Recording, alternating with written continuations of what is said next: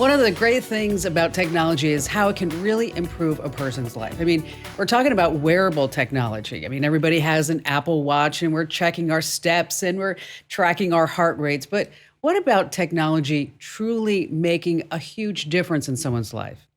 And I ran across a story about Ian Burkhart. Ian uses something called NeuroLife technology. I'm going to let Ian explain more about it. But first, let's welcome Ian to the show. Hi there, Ian. Hi, Kim. How are you doing? Fantastic. And I will tell you that my son's name is Ian, so automatically I'm a big fan of yours. Well, thank you. So you had an accident, I understand. Can you tell us what happened?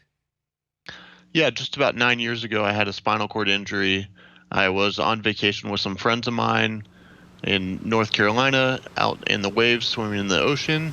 I dove out and into a wave, and the wave pushed me down into a sandbar, causing me to break my neck at the C5 Wow. and 6 vertebrae, and that caused me to become a quadriplegic. Wow. How devastating, right? I mean, I can't imagine. And you were how old?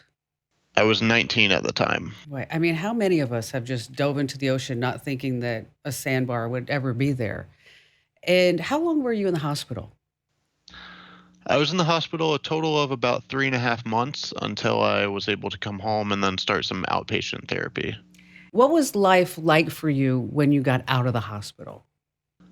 The biggest change for me when I got out of the hospital was being stripped away from all of my independence.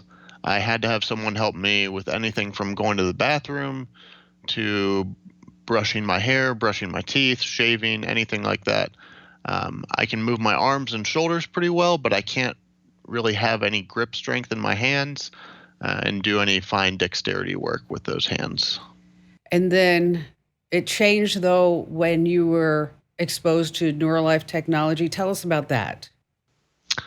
I knew from an early on point of my injury that I was at a good stage in life, being young and fairly healthy, that there would be some sort of advancement in science, technology, and medicine that would allow me to really become more independent in my everyday life. But I needed to keep looking for that. So I kept bugging my doctors and therapists of what I could do to look for kind of the latest and greatest. And that's when one of my doctors introduced me to the research project that they were working on, that was the NeuroLife project. And that was to combine a muscle stimulation device with a brain computer interface. So I would think about moving my hand, and then my hand would respond to that Wow. movement. That's crazy technology when you think about it. I mean, it seems something like in a science fiction type of movie. Now, how old were you then? At that point, I was about 23. And so you were admitted into the program. You qualified for the program. Um, and then tell us what happened next. Yeah, so once I was tested and found to be a good candidate for the program, I had to undergo a elective brain surgery where they removed a portion of my skull, placed a electrode on the surface of my motor cortex, specifically in the area that is responsible for hand movement. So that way, when I'm thinking about hand movement, they can see individual neurons firing in the brain and see what type of changes are happening. And then they were able to connect that whole system up. But the biggest challenge for me at that point was, you know, what am I even supposed to think about when I'm trying to move my hand? Because Yeah. before my injury, that's something I did not think about at all. Right. Because now you have to reprogram your brain, so to speak, so that this way you can do certain activities. Were you frightened of the surgery? I certainly had to think about it quite a bit because it is something that, I didn't need. It was a elective surgery. And also, there were certain risks that were involved. And, you know, that was something that was challenging because I had just gone through the spinal cord injury a few years prior. But I was really set at ease after meeting with the team that I was working with, knowing that they had great experience in this. And, the surgeon that did my surgery, he routinely does brain surgeries that are much, much more complex. Okay. So that really put me at ease. So now you were you the first recipient? So I was not the first recipient of the actual brain implant that had been done a few times prior, but I was the first person that was able to use the brain-computer interface to then control my own arm. So previously, they had used it for patients with ALS to move a cursor on a computer screen or to move a robotic arm. But I was the first person to actually move my own limb. Well, that's pretty amazing right there, Ian, because you took that step. I'm sure they've made great progress since then, because with every surgery and every advancement, they learned so much more. So what was it like after the surgery? So it took about 3 or 4 weeks after the surgery for me to heal before we were able to connect. And, at that point, I was still learning that language that your body is speaking. So trying to learn how I'm supposed to open and close my hand, what I need to think about. But that first time we had movement of my hand opening and closing Wow. was something that was amazing. It really, showed to me that there is a lot of hope for this technology in the future. And, I remember distinctly looking back at the researchers sitting behind me and, just saying, okay, guys, now it's really time to get to work because I want to take this home. And what are the components of the system?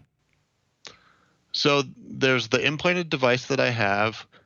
From there, it goes to a computer box that helps decode those signals, and then to a computer that's kind of the middleman in the brains of the operation that is understanding the language that I'm speaking and matching those to the stimulation settings.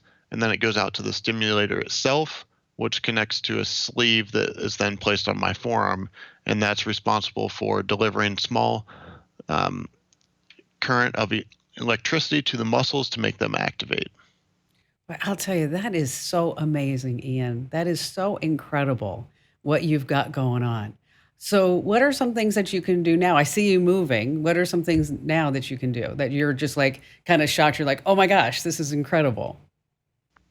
Yeah, I mean, when I'm using the system, it's amazing because I can move individual fingers. I can reach out and grab things. I've played Guitar Hero, Oh, wow. um, and I can really do a lot more than I can in my everyday life. One of the nice unintended consequences or benefits of this study is it has improved my coordination through my shoulder and the movement that I do have. So that's allowed me to do a little bit more with my arm, even when I'm not connected to the system, because it's something I can only use when I'm in the lab. So, what do you think is next? The biggest goal for me next would be to help get the system outside of the lab. Um, that's kind of my goal from that first day that I saw movement, because I knew that this type of technology is possible, and now we need to get it into the hands of individuals with spinal cord injuries. Um, that's There's a lot into that because we have to shrink down the devices. Right now, it's kind of like a dining room table full of components that really make the system all work together. And it's also a little bit clunky in the sense that we have to retrain the system to detect for my shift in brain activity every day. Wow. So that's something that they're using some machine learning algorithms to try to see what changes on a day-to-day basis, so that way they can predict that.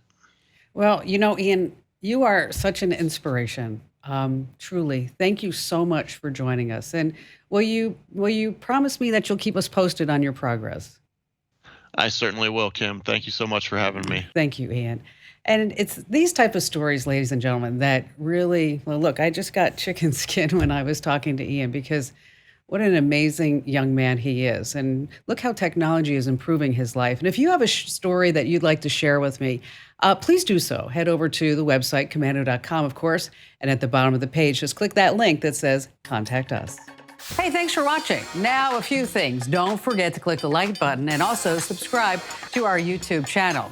And for more digital know-how, check out all these other great links.